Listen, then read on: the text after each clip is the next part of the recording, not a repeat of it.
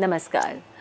हम चर्चा कर रहे थे ग्राम और आगे मूर्छना के विषय में भी आपको बताएंगे, लेकिन उससे पहले क्योंकि मल्हार का समय है तो मियाँ मल्हार की एक और बंदिश जो है आपको बताने का प्रयास करती हूँ। इसकी ये बंदिश जो है ये बहुत ही सुंदर बंदिश है जो एक ताल में निबद्ध है। इसके बोल हैं अति झूम झूम झूमरी आयो बादरवा उत उमड़ घुमड़ गरज बरस बरसन को लागिरी।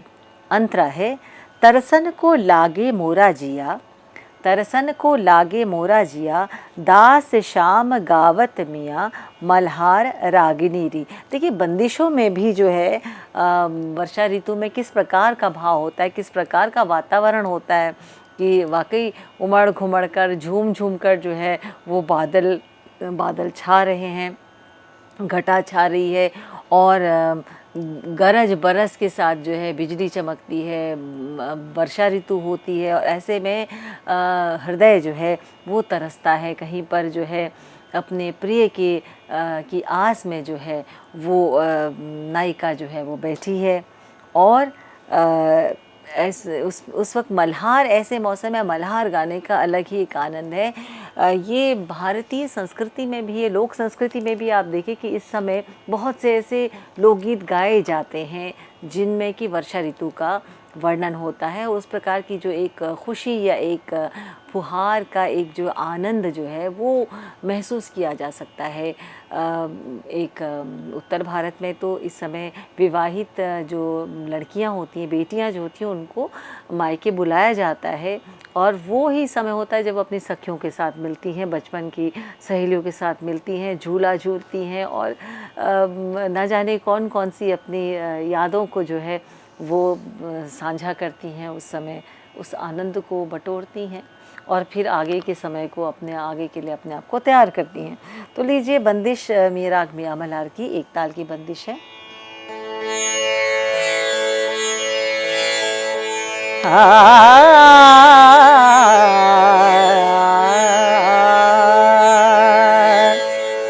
अति झूम झूम झूम रे अति झूम झूम झूम रे अति झूम झूम झूम रे अति झूम। बंदिश जो है क्योंकि 12 मात्रा की ताल है, एक ताल।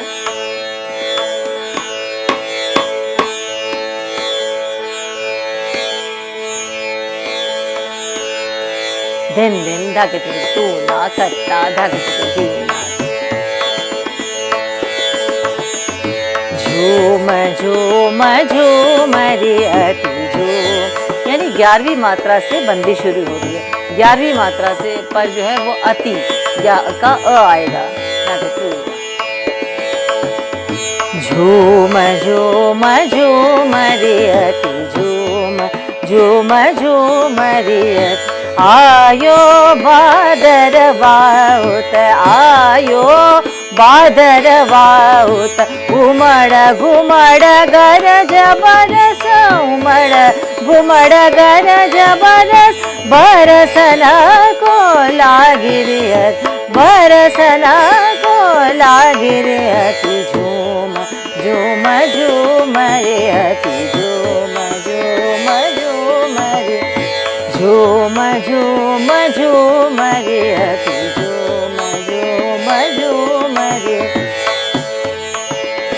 मरे पार म प म बनी धनी पार म बनी धनी सानी धनी पानी म पग मारे सा झूम झूम झूम अति झूम झूम झूम रे आयो बादरवा उत आयो बादरवा उत आयो बादरवा उत उमड़ घुमड़ गरज बरस उमड़ घुमड़ गरज बरस बरसना को लागे रे अति बरसना को लागे रे झूम झूम झूम रे अति झूम झूम झूम रे अति झूम झूम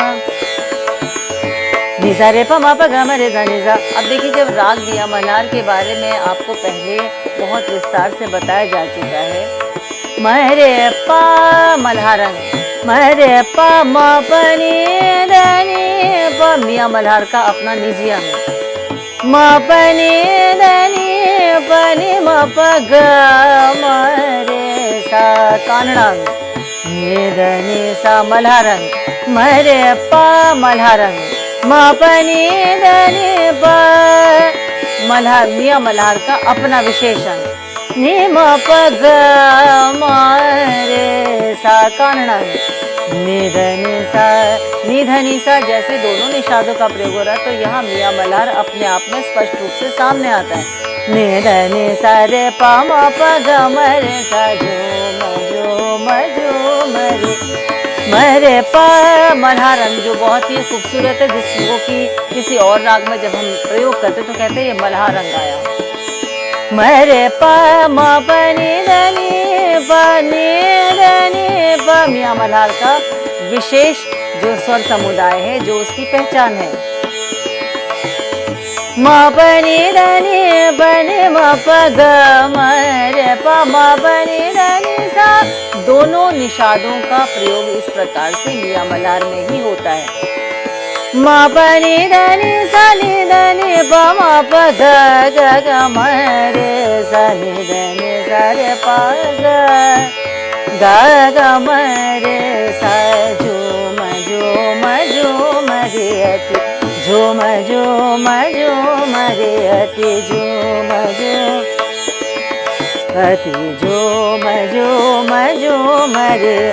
आयो बादर बाउत, आयो बादर बाउत, आयो बादर बाउत, आयो बादर बादर बा, आयो बादर बाउत, आयो बादर बाउत। घुमड़ घुमड़ गरज बरस, उमड़ घुमड़ गरज बरस, बरसना को लागे, बरसना को लागे रे अति झूम झूम झूम, अति झूम झूम। अंतरा।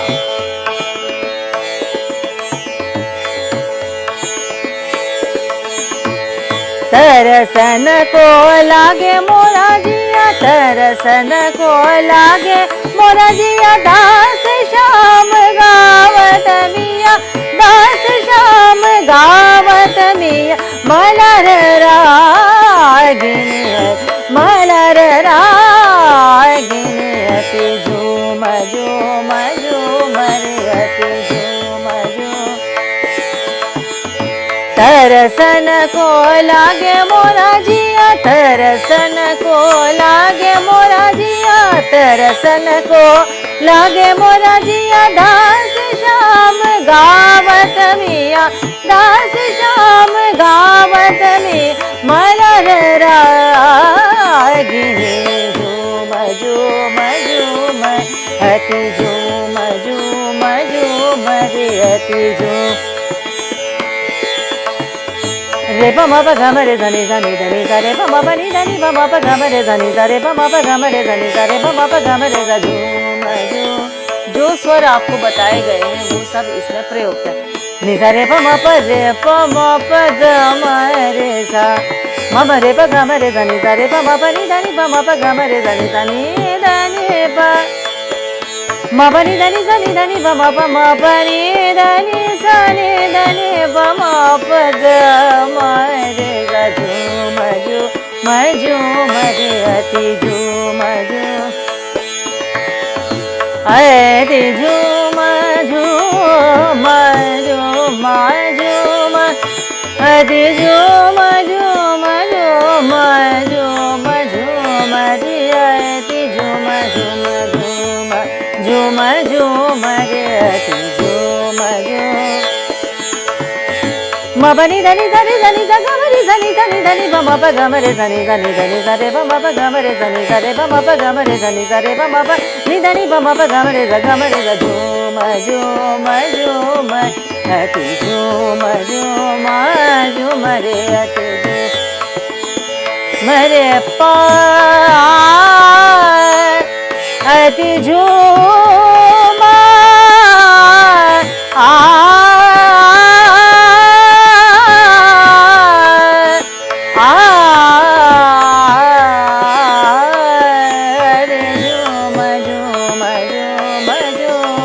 झूम झूम झूम झूम झूम झूम झूम झूम अति झूम झूम झूम अति झूम झूम झूम रे अति झूम झूम झूम रे अति झूम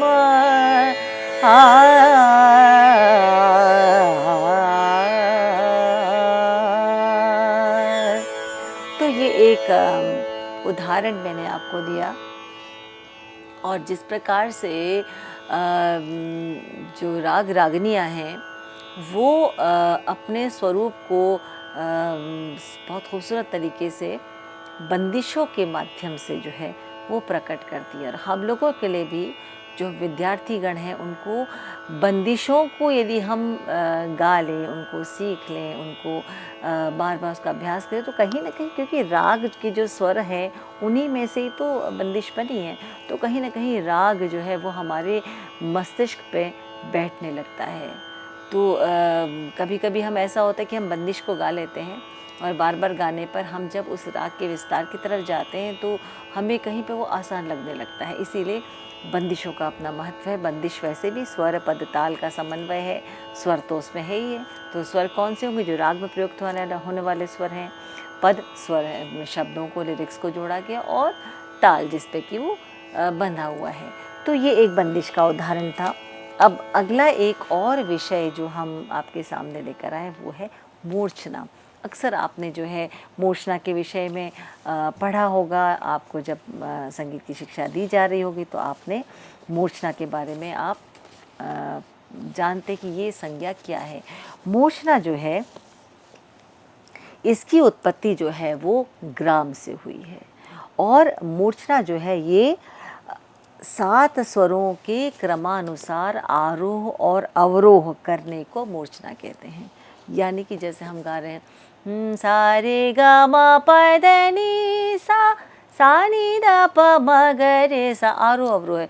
सा रे गा मा पा धा नी धा पा मा गा रे सा। तो ये एक स्केल है, एक तरह से आरोह अवरोह जो है, तो इसी को तो मूर्छना कहते हैं, है ना। इसी को मूर्छना कहेंगे। संगीत रत्नाकर में पंडित शार्ंगदेव कहते हैं क्रमात् स्वराणाम सप्ता नामारोष चावरोहण मूर्छनेत्यच्युते ग्रामद्वये ताः सप्त सप्त च। मूर्छनेत्यच्युते ग्रामद्वये ताः सप्त सप्त च। यानी 7 स्वरों के क्रमानुसार आरोहण और अवरोहण को मूर्छना कहा जाता है। वैसे भी मूर्छना जो है मूर्छ धातु से इसकी उत्पत्ति मानी गई है। मूर्छ का मतलब होता है विस्तार करना, फैलाना, है ना। तो वो यहाँ पर जो है मूर्छना किसी राग के विस्तार और उसके निर्माण में हेल्प करता है। आप अक्सर जब रागों को सीखते हैं तो आप कहते हैं कि ऋषभ को सामान कर आरोहण अवरोहण करना तो उसकी मूर्छना हो जाती है, गांधार को सामान कर आरोह अवरोह कर तो उसकी मूर्छना हो जाती है। या हम कभी ऐसा कहते हैं कि कोई एक राग हम गा बजा रहे हैं और हम कहते हैं कि इसके धैवत को यदि सामान लिया जाए तो अमुक राग जो है वो उसके ही पलटों को आप गाएं, उस राग को समझकर गाएं तो आपके लिए वो राग आसान हो जाता है। यानी कि ए राग गाते हुए हम उसके धैवत को, यदि बी राग के धैवत को ए राग के धैवत को बी राग का षड्ज मान लिया जाए। मैं ऐसे एग्जाम्पल दूं, ए राग के धैवत को बी राग का षड्ज मान लिया जाए और फिर जो आरोह अवरोह 7 स्वरों का किया जाए तो उस राग की वो मूर्छना हो जाती है। बिल्कुल सिंपल तरीके से आपको समझाएं तो मूर्छना का मतलब ही होता है फैलाना, यानी उसका विस्तार करना। और वो जब हमें पता चल जाता है कि ये मूर्छना है तो हम उसका विस्तार और आसानी से कर सकते हैं। जन्म इसका ग्राम से ही जो है मूर्छनाओं का जन्म हुआ है, तो स्वाभाविक है कि यदि ग्राम से मूर्छनाओं का जन्म है तो यानी षड्ज ग्राम की भी अपनी मूर्छनाएं होंगी और मध्यम ग्राम की भी अपनी मूर्छनाएं होंगी। आइए इसके बारे में आपको कुछ जानकारी देने का प्रयास करते हैं। षड्ज ग्राम की मूर्छना, षड्ज ग्राम की जो मूर्छनाएं 7 मूर्छनाएं षड्ज ग्राम की हैं।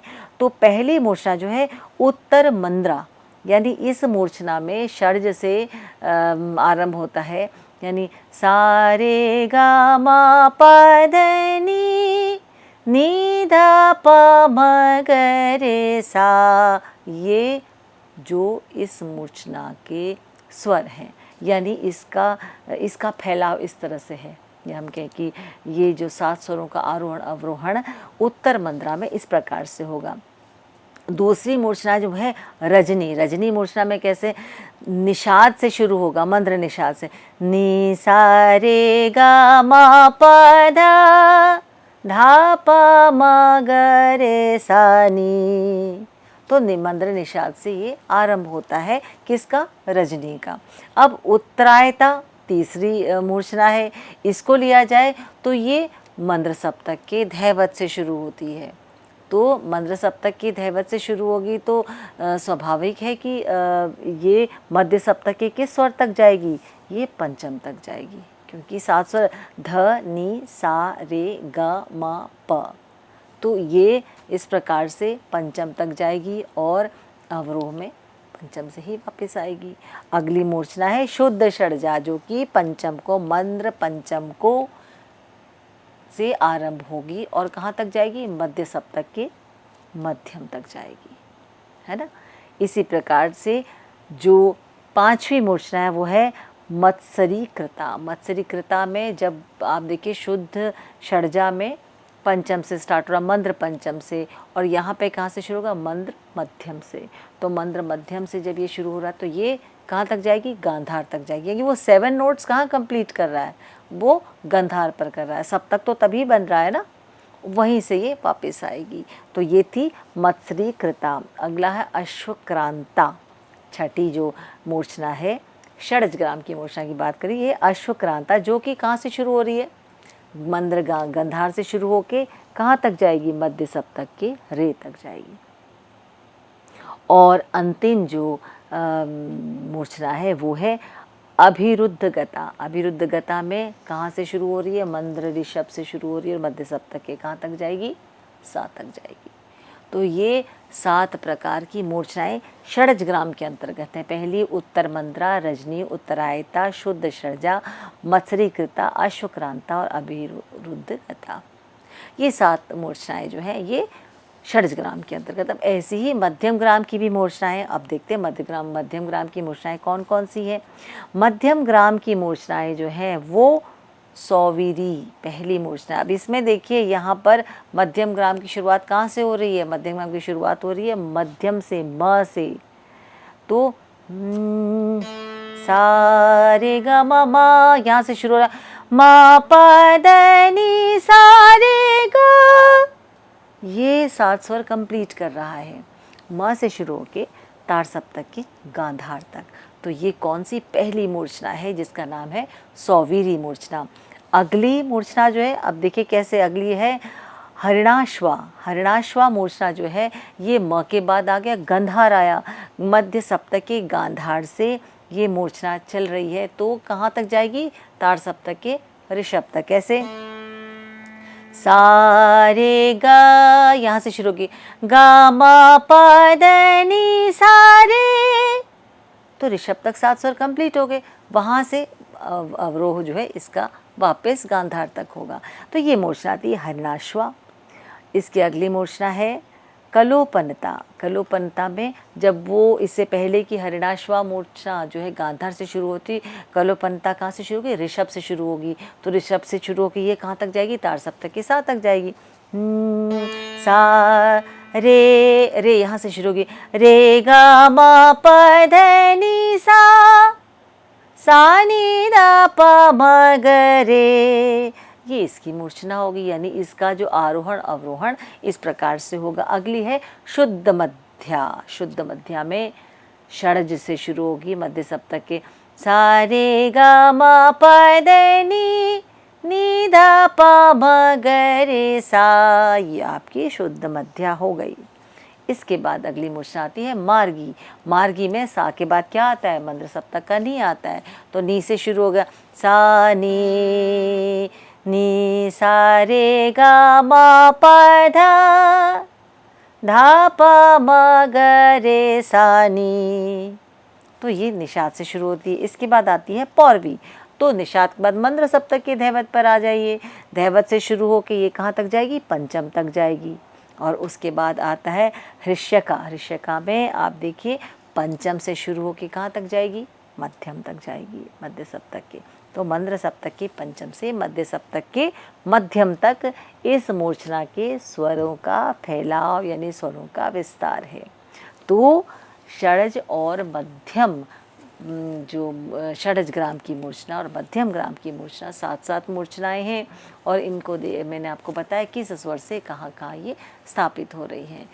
तो प्राचीन काल में जैसे कि मूर्छनाओं से अलग अलग रागों का निर्माण होता था, ये उसी प्रकार से कहूँ जैसे कि वर्तमान समय में विभिन्न थाटों से रागों का निर्माण होता है, उसी प्रकार से मूर्छना प्राचीन काल में मूर्छनाओं से ही होता है। भरत मुनि ने भी जब जाति गायन की बात करी है उसमें भी 18 प्रकार की जातियाँ बताई हैं, जिसमें षड्ज ग्राम और मध्यम ग्राम के अंतर्गत 7 और 11 का जो है मूर्छनाओं का विभाजन दिया है। तो जब हम विस्तार से इन मूर्छनाओं के बारे में, ग्राम के बारे में जानना चाहें तो हमें इन ग्रंथों को पढ़ना अति आवश्यक है, उसके बिना ये संभव ही नहीं है। हाँ, आजकल के समय में जब हम साधारण तौर पे जब हम गाते हैं, राग रागिनियों को गाते हैं, तो या मैं कहूँ उपशास्त्रीय संगीत में ठुमरी दादरा जब गाया जाता है तो उसमें भी कहीं पर इसका प्रयोग होता है, किसी स्वर को सा मानकर विस्तार किया जाता है।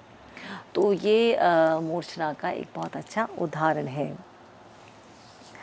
मध्यकालीन मूर्छना एक निश्चित स्वग्रह स्वर से आरंभ होता था और राग विशेष का आरोहण और अवरोहण भी जो है उसी पर आधारित होता था। तो ये मूर्छना की बात है। रागों को, जैसे मैं बार बार कहती हूँ, राग जो है हम सिर्फ आरोह अवरोह और पकड़ से राग नहीं होता।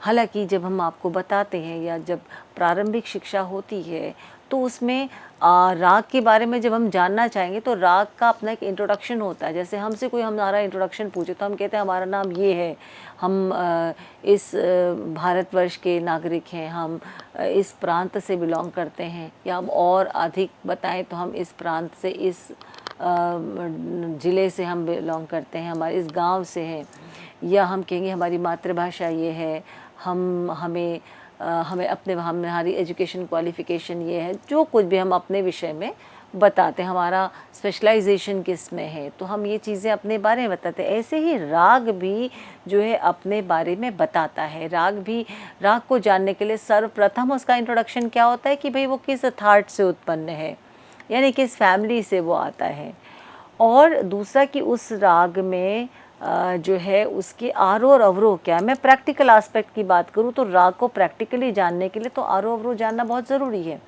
क्योंकि उसी से तो राग बनेगा, उसी से राग बनेगा। मैं यदि कहती हूँ कि चाय बनानी है तो चाय के लिए हमें पानी चाहिए, दूध चाहिए, चाय पत्ती और चीनी चाहिए, बेसिक चीज़ें। उसमें हम कुछ भी हर्ब्स डालें वो अलग बात है। इसी प्रकार यदि मैं कहती हूँ मुझे कॉफ़ी बनानी है तो उसमें चाय पत्ती का मैं प्रयोग नहीं करूँगी, मुझे कॉफ़ी चाहिए उसके लिए। ऐसे ही रागों के निर्माण में जब स्वरों का प्रयोग होता है तो वो कौन से स्वर और किस स्थिति में होते हैं। जैसे कि हम राग भैरव की बात करें तो हमें सातों स्वर चाहिए, क्योंकि संपूर्ण जाति का सारेगामा पा धा, लेकिन किस प्रकार की उनकी स्थिति क्या होती है, यानी उनकी स्थिति में सारे स्वर शुद्ध हैं, लेकिन ऋषभ और धैवत का कोमल होना अनिवार्य है। हम बिलावल की बात करें तो सातों स्वर हैं, लेकिन उसमें सभी स्वरों का शुद्ध होना आवश्यक है। कल्याण की बात करें तो मध्यम का तीव्र होना आवश्यक है, सातों स्वर हैं। इसी प्रकार यदि हम बिहाग की बात करें तो वहाँ पर सातों स्वरों का आरोह में प्रयोग होना ज़रूरी नहीं है, वहाँ औड़व है और अवरोह में संपूर्ण है। तो ये और किस प्रकार से दोनों मध्यमों का प्रयोग होता है। नि सा ग म ग सा, नि सा ग म प नि सा नी द प म ग म ग सा। तो ये बता रहा है कि नि सा ग ऋषभ नहीं होगा, नि सा ग म प नि सा धैवत नहीं होगा, तो दो स्वर नहीं है, यानी कि आरोह में दो स्वरों का प्रयोग नहीं है। राग बता रहा है, राग का आरोह बता रहा है। सा नी द प म ग म ग प म ग म ग, दोनों मध्यमों का प्रयोग हो रहा है, तीव्र भी और शुद्ध भी। और स्थिति क्या है कि सा नी द प, धैवत जो है उसमें बहुत कम प्रयोग हो रहा है, बहुत कम उसमें टिकाव है। सा नी प ऐसे भी गाते, लेकिन धैवत का अल्प प्रयोग है, लंघन भी हो सकता है। तो ये और इसी प्रकार से म प ग म ग सा ग म ग रे सा, तो रे का भी बहुत कम प्रयोग हो रहा है।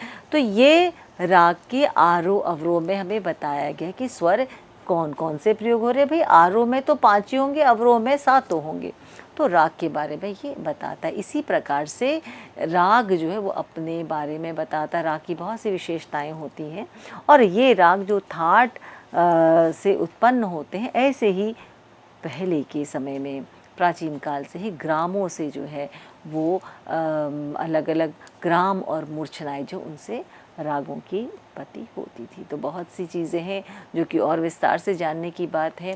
संगीत रत्नाकर में द्वितीय अध्याय में, राग विवेकाध्याय में बहुत सुंदर तरीके से उस समय प्रचलित जो राग थे, उससे पहले जो प्रचलित राग थे, चाहे ग्राम राग, राग उपराग, भाषा विभाषा, अंतर्भाषा, रागांग, भाषांग, क्रियांग, उपांग, ये सब जो है रागों के बारे में विस्तार से पंडित शार्ंगदेव ने बताया है। तो फिर हम कभी अपने किसी व्याख्यान में इसके विषय में आपको अवश्य बताएंगे।